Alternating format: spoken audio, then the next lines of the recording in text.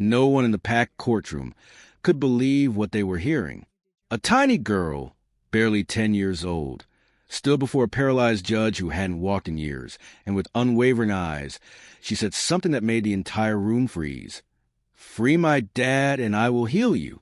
Laughter erupted first, sharp, cruel, echoing off the marble walls. People whispered, scoffed, some even rolled their eyes, convinced it was a child's fantasy. Yet beneath that laughter, a strange tension began to coil, like an invisible wire tightening with every heartbeat. Something about her words, her quiet courage, seemed impossible to ignore. This was not just a plea. It was a challenge, a promise, and a spark that would ignite a series of events no one saw coming. Don't forget to like, share, comment, and subscribe to Black Voice Story for more gripping real-life tales. The girl's name was Amara, and she had grown up in a neighborhood where injustice wasn't a concept. It was a reality, constant and suffocating. Her father, Jamal, had been a respected schoolteacher, known for his patience and dedication. But one fateful night, a misunderstanding escalated into a nightmare that would change their lives forever. A neighbor's accusation, fueled by prejudice and assumption, led to Jamal's arrest on charges that carried a life sentence. The evidence was flimsy, the witnesses unreliable, but the system had already made its judgment before the first gavel fell. Amara's mother worked 2 jobs just to keep their family afloat, but the weight of worry hung heavy on every corner of their small apartment. Amara, though young, understood the stakes. She watched the despair in her father's eyes through letters he wrote from behind bars. She studied the law books her father had kept on a dusty shelf, memorizing stories of trials and justice, and she began to dream of a way to fight back, not with anger, but with faith and courage. School offered her little comfort. Her peers often whispered about her father's crime, and teachers treated her with subtle pity, as if she were somehow carrying guilt in her small frame. But Amara had a fire inside her that no one could see. She spent nights drawing plans, writing letters to lawyers, and practicing speeches in front of her reflection, her voice firm and steady, despite the tremble in her hands. The judge she would face, Judge Harrison, was a man of notable intellect and feared authority. Once a brilliant lawyer, now confined to a wheelchair, he had grown cynical, his days filled with routine cases and a private bitterness at the loss of mobility that once defined him. No one ever imagined that a child could penetrate his walls. And yet, Amara had done something no one else dared. She requested a personal audience, a meeting in the grand chambers of justice that many adults feared to even approach. From the moment she entered the courthouse, whispers followed her. The press, initially uninterested in the child's plea, quickly turned their cameras, sensing the unusual tension in the air. Security cleared her path, hesitant but unwilling to deny the girl who carried herself with strange, undeniable authority. She walked in small, determined steps, holding a simple envelope filled with drawings, letters, and medical theories she had learned about miracles, healing, and the human mind. Amara approached the judge, her small hand steady despite the enormity of the moment. Harrison looked at her, expecting tears, an apology, or a tantrum. He saw none of these. Instead, he saw determination, a certainty that frightened him without explanation. And then she spoke the words that would shatter the courtroom's disbelief. "Free my dad and I will heal you." At first, the courtroom erupted in disbelief. Journalists scribbled furiously, recording every moment, while lawyers and aides exchanged incredulous glances. People whispered behind hands and laughed, certain the child was either delusional or attempting some theatrical stunt. Amara's tiny voice, however, carried across the marble walls, unwavering in its promise. Judge Harrison's assistant raised a skeptical eyebrow. "This is highly irregular," he whispered. Harrison, paralyzed from the waist down, could feel the weight of scrutiny in the room. He was no stranger to manipulation. He had seen countless people attempt to sway him through tears, anger, and even threats. Yet something about this girl, something about the calm conviction in her eyes, unsettled him. Amara explained in simple, precise terms that she had learned methods of healing, techniques that were not yet fully understood but grounded in emerging research on mind-body connection, neurological stimulation, and mental focus. She spoke about her late-night studies, the letters her father had written, and how love and hope could trigger responses in ways medicine often failed to capture. She had diagrams, charts, and handwritten notes, evidence of hours spent preparing for a single, extraordinary goal: freeing her father while offering the judge a chance at recovery. The courtroom tension grew unbearable. The laughter subsided, replaced by uneasy murmurs. Lawyers whispered among themselves, debating the implications, while reporters typed frantically, sensing the viral story in the making. Some judges' aides shook their heads, insisting that such claims were impossible. Medical professionals brought in for consultation scoffed at the idea that a child could achieve anything meaningful.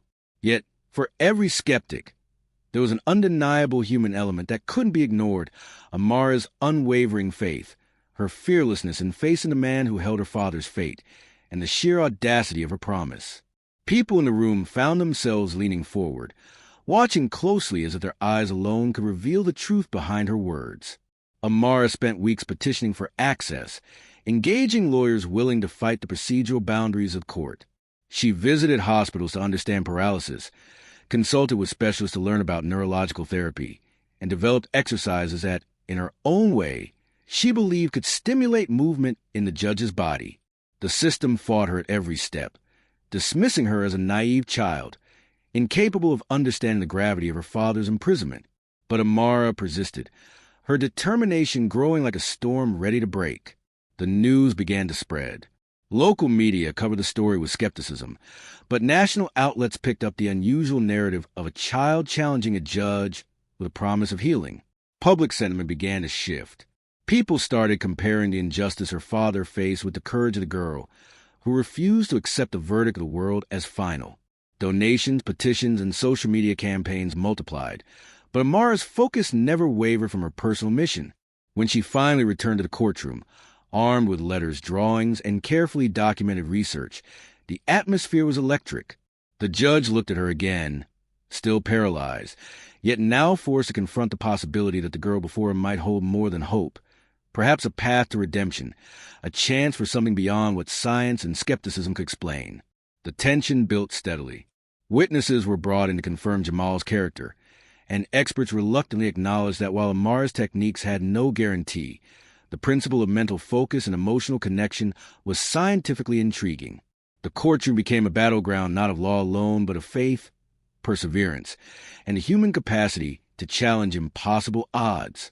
The day arrived when Amara was allowed to attempt her healing. A hushed silence filled the courtroom as she approached the judge, who sat in his wheelchair, tense and guarded. Cameras captured every second. Spectators leaned forward, breaths held, unsure whether to believe in a miracle or witness a tragic failure.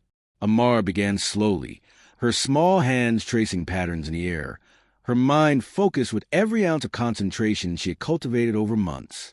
She spoke softly, describing her father, the injustice, the love that tied them together, and the energy she believed could flow from intention to action. The judge watched, skeptical but attentive, as the courtroom seemed to shrink, leaving only the girl and the man, two souls connected by a promise. Minutes passed. Some in the room whispered that nothing would happen. Others felt a strange, inexplicable tension, a vibration in the air that defied explanation.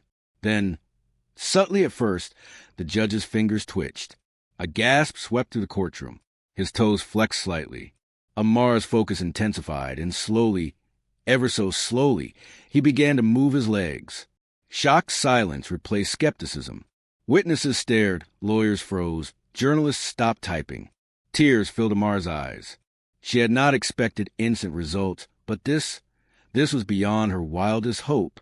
The movement increased, small at first, then more pronounced. Judge Harrison's expression shifted from doubt to astonishment, and finally to a dawning awareness that something extraordinary was unfolding. He had not believed in miracles, not in decades of legal battles and personal despair. Yet here was undeniable proof, not of magic, but of human determination and unwavering love. The room erupted, not with laughter, but with cries, gasps, and awe. Amara knelt beside the judge, continuing her method, feeling each response as if her own heart beat in sync with his. By the end of the session, the judge had regained partial mobility, a recovery that doctors had declared impossible. The courtroom, once filled with ridicule, now hummed with disbelief turned hope. And then true justice followed. With the weight of public attention and undeniable evidence of character, Judge Harrison revisited Jamal's case. The flawed convictions were overturned, the truth finally acknowledged. Amara's father was freed, embraced by his daughter and the community that had watched in stunned silence.